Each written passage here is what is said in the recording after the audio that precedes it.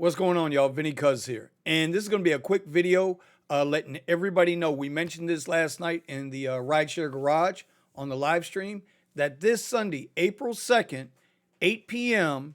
Eastern Standard Time, we are going to hold a class on how to form an LLC so that you can form your own business instead of just acting like an employee on these gig apps. So we're going to set this class up. It'll start 8 p.m. sharp.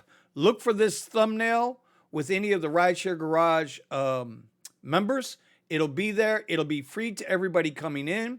This video will be up for 1 week, and then after that, it'll go into a members only section. But listen, you know, it's got to come to a point where you've got to take control of your future.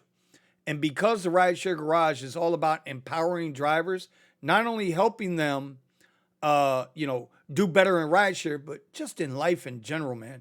We're not here to hate. We're here to participate and share with you what we've been doing for ourselves. So don't be late. Don't be shy. I'll be putting this up in like an hour. You can go around, hit the notification buttons. And until then, we'll see you Sunday. Peace out.